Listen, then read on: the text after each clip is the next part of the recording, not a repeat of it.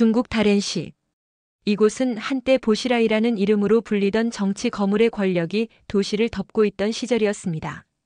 그리고 그 권력의 그림자 속에서 한 여성이 흔적도 없이 사라졌습니다. 그녀의 이름은 장웨이제. 장웨이제는 다롄 방송국의 간판 아나운서였습니다. 지성과 미모를 모두 갖춘 그녀는 전국적인 인기를 얻으며 중국의 국민 앵커라 불렸죠. 하지만 그녀의 인생은 너무도 위험한 관계로 인해 돌이킬 수 없는 비극을 맞게 됩니다. 그녀가 사랑한 남자는 바로 다롄시 시장이자 중국 차세대 지도자로 불리던 보시라이. 보시라이는 강력한 범죄 소탕 정책으로 국민의 지지를 얻고 있었지만 사적인 삶에서는 어두운 비밀을 품고 있었습니다. 장웨이제는 보시라이와의 관계를 숨기지 않았습니다. 오히려 주변 사람들에게 당당히 이야기했죠. 우린 사랑하고 있어요. 곧 그는 나와 함께 할 거예요. 그녀는 그렇게 믿었습니다. 하지만 그 말은 곧 스스로를 벼랑 끝으로 몰아넣는 선언이 되었습니다. 보시라이의 부인 구카이라이. 그녀는 변호사이자 정치적 영향력을 가진 인물이었습니다. 냉정하고 잔혹한 성격으로 유명했죠. 훗날 살인 혐의로 사형을 선고받을 정도로 그녀는 위험한 인물이었습니다. 장웨이제의 존재를 알게 된 구카이라이는 분노했습니다. 그리고 얼마 지나지 않아 방송국에서는 장웨이제가 돌연 하차합니다. 건강상의 이유입니다. 라는 공식 발표가 있었지만 누구도 그 말을 믿지 않았습니다. 사람들은 알았습니다. 그녀가 단순히 하차한 게 아니라 권력의 손에 의해 사라졌다는 사실을. 시간이 흘러도 그녀의 행방은 알려지지 않았습니다. 가족들도 동료들도 아무도 그녀를 본 적이 없었죠. 그녀는 그저 사라진 여자로 남게 됩니다. 하지만 10여 년 후 한 전시회에서 사람들의 시선을 사로잡는 임산부 인체 표본이 공개되며 모든 의혹이 다시 불붙기 시작했습니다. 그 전시는 바로 인체의 신비전. 2000년대 초 중국 다롄에서 대규모 인체 표본 제작 공장이 설립되었습니다. 이 공장은 인간의 신체를 보존해 전시하는 기술로 세계적인 명성을 얻게 되죠. 하지만 곧 사람들 사이에서는 이상한 소문이 돌기 시작했습니다. 그 표본 중 하나가 장웨이제라는 여자의 시신일지도 모른다. 사람들은 사진을 비교했습니다. 박제된 인체는 임신 8개월 차의 여성이었고 그 시신의 얼굴형, 코, 입, 눈의 비율이 장웨이제와 너무도 흡사했습니다. 심지어 키와 발 사이즈까지 같았습니다. 그리고 결정적인 공통점 그녀가 실종될 당시 임신 8개월이었다는 사실. 이쯤 되면 단순한 우연이라 하기엔 너무 기묘했죠. 하지만 충격은 거기서 끝나지 않았습니다. 그 인체 표본을 제작한 공장의 설립자는 다름 아닌 보시라이의 아내 구카이라이. 그녀는 다롄시 정부의 인허가를 통해 독일 해부학자 군터 폰 하겐스와 함께 인체 표본 공장을 세웠습니다. 공장은 국가의 승인 아래 운영되었고 공급되는 시신들은 대부분 사형수라 설명되었죠. 하지만 이상했습니다. 그 표본 중 하나는 임신부였고 그녀의 자궁 안에는 태아가 온전히 보존되어 있었습니다. 중국은 임신한 사형수의 경우 출산 후에 형을 집행합니다.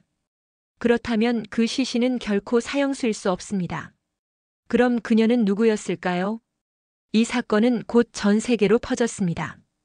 그리고 장웨이제가 인체의 신비전 표본으로 박제되었다는 의혹은 중국 내에서 폭발적인 반향을 일으켰습니다. 하지만 보시라이 부부는 침묵했고 공장 측은 유족의 요청으로 신원을 밝힐 수 없다고만 말했습니다. 그녀가 정말 장웨이제였는지는 아무도 모릅니다. 하지만 사람들은 믿습니다. 그녀가 권력의 희생양이 되었고 그 흔적조차 박제된 채 세상에 전시되고 있다는 걸요. 사랑을 믿었던 한 여성. 그리고 그 사랑이 불러온 참혹한 결말. 사라진 아나운서 장웨이제. 그녀는 정말 인체의 신비전 속에서 영원히 잠들어 있는 걸까요? 그런데 이 사건 뒤에는 그녀의 연인이자 중국 정치계의 거물 보시라이라는 인물이 있었습니다. 보시라이는 중국 다롄시 시장으로 재직하면서 범죄와의 전쟁을 선포한 인물로 유명했습니다. 뇌물, 조직폭력, 부패를 단속하며 영웅처럼 떠올랐죠. 하지만 그의 정의 뒤에는 권력과 사욕 그리고 피로 얼룩진 비밀이 감춰져 있었습니다. 그의 곁에는 늘 한 여자가 있었죠. 아내이자 변호사 그리고 그의 정치적 파트너였던 구카이라이. 구카이라이는 강한 통제욕과 냉혹한 성격으로 유명했습니다.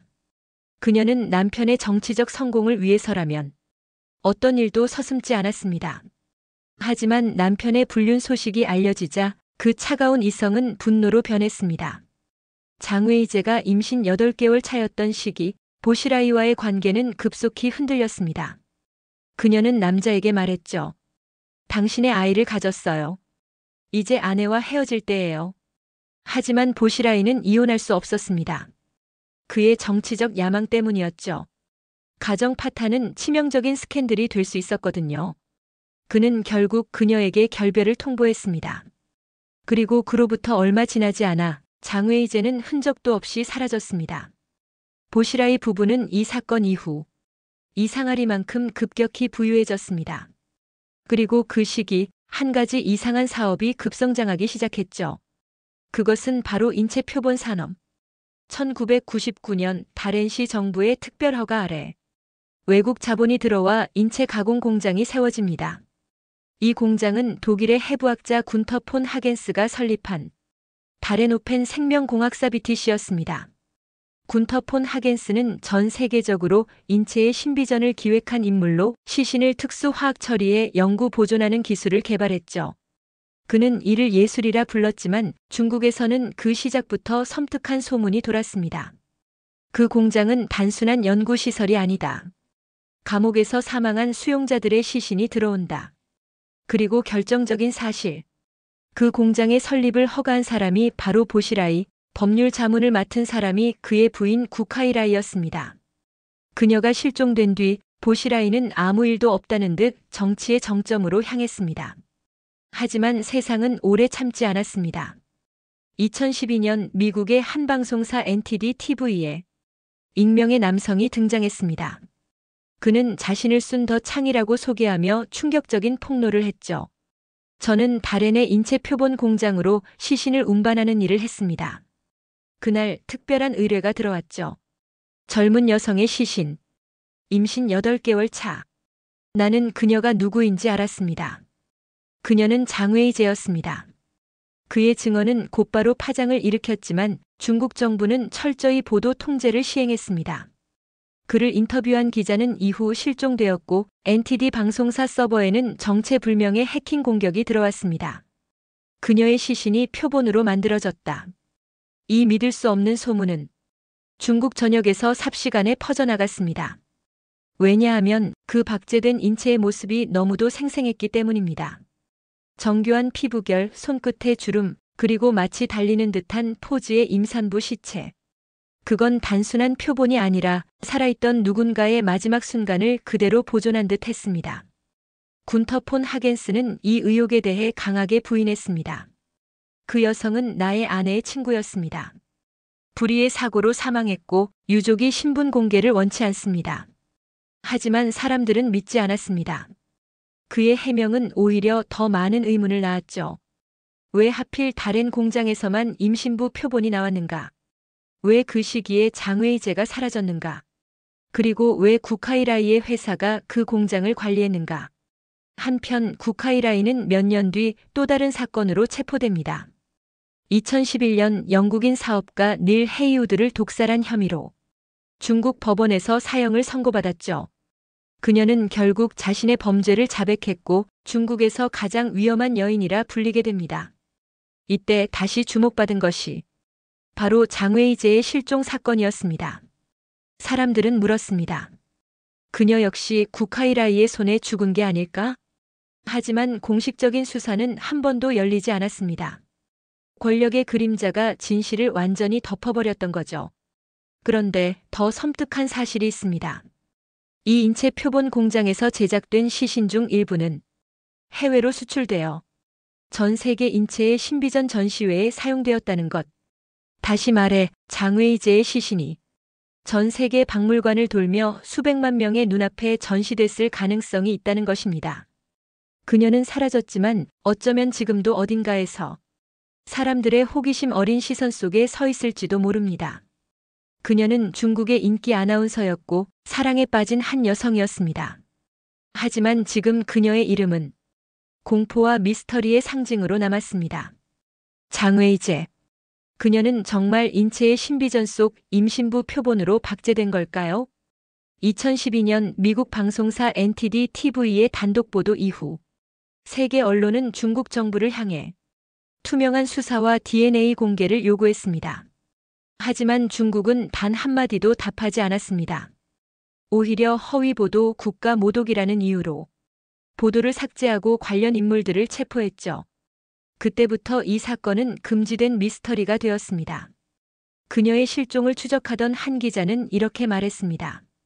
장외이제 사건은 단순한 실종이 아닙니다. 중국 권력의 부패, 인체 표본 산업, 그리고 외국 자본이 얽힌 거대한 음모의 시작입니다. 인체의 신비전은 2000년대 초반 세계 각국에서 선풍적인 인기를 끌었습니다. 서울, 뉴욕, 파리, 도쿄까지 수천만 명이 인간의 신체를 가까이서 관찰했죠.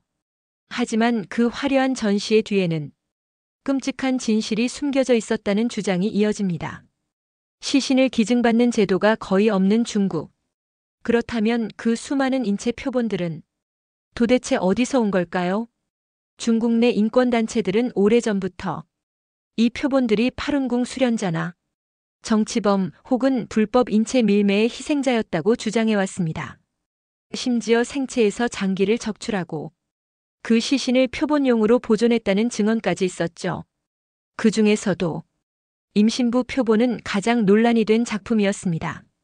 그녀의 뱃속에는 작은 태아가 고스란히 남아 있었고 그 표정은 마치 마지막 순간의 고통을 그대로 간직한 듯 보였습니다. 그런데 이 작품의 제조 기록을 추적하던 인권단체가 놀라운 사실을 발견합니다. 그 표본의 제작지는 중국 다롄시, 바로 장외이제가 실종된 도시였습니다. 제작 연도 역시 그녀가 사라진 시점과 일치했죠. 그뿐만 아니라 공장의 책임자 명단에는 구카이라이의 이름이 올라 있었습니다. 그녀는 1999년 군터 폰 하겐스의 중국 법률 자문을 맡으며 공장 설립을 승인받은 인물이었습니다. 결국 장외이제의 실종, 그리고 다롄의 인체 표본 공장, 모두가 한 사람의 권력자 부부와 연결되어 있었던 겁니다. 하지만 이 모든 증거에도 불구하고 사건은 단 한 번도 공식적으로 조사되지 않았습니다. 보시라이는 2012년 부패와 살인 은폐 혐의로 체포되었고 그의 정치 인생은 끝났습니다. 구카이라이는 남편의 영국인 친구를 독살한 혐의로 사형을 선고받았죠. 그러나 장외이제의 이름은 그들의 재판에서 단 한 번도 언급되지 않았습니다. 그녀의 가족들은 군터 폰 하겐스에게 DNA 검사를 요청했습니다. 임신부 표본의 유전자를 비교하면 단숨에 진실이 밝혀질 수 있었기 때문이죠. 하지만 군터는 이렇게 답했습니다. 그 표본은 사고로 사망한 여성의 것입니다. 유족들이 신원을 공개하길 원치 않습니다. 더 이상 논란을 만들지 말아주세요. 그의 말은 냉정했고 그 뒤로 어떤 추가적인 설명도 없었습니다. 중국 내에서도 일부 학자와 내부 관계자들이 익명으로 증언했습니다. 그 표본은 사형수의 것이 아닙니다. 사형수는 임신 중 형이 집행되지 않아요. 하지만 그 여자는 명백히 임신 상태였죠. 이 발언 이후 그 학자는 자취를 감췄습니다. 그가 어디로 갔는지는 아무도 모릅니다. 그녀의 실종은 1998년 그리고 지금은 2025년. 27년이 흘렀지만 그 어떤 것도 밝혀지지 않았습니다. 다롄시의 그 공장은 여전히 존재하며 인체 표본 산업은 여전히 막대한 수익을 내고 있습니다. 그리고 세계 곳곳의 전시장에서 사람들은 무심히 박제된 인체를 바라보죠. 그들 중 누군가는 그 표본이 장외이제라는 사실을 모른 채 말이에요. 만약 그녀의 영혼이 아직 그곳에 머물러 있다면 그녀는 우리에게 이렇게 속삭일지도 모릅니다. 나는 사라지지 않았어요. 나는 지금도 세상 앞에 서 있어요. 다만 아무도 내 이름을 부르지 않죠. 사건 요약. 실종 1998년 다롄시.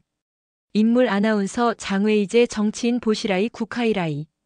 의혹 인체의 신비전 임신부 표본의 정체.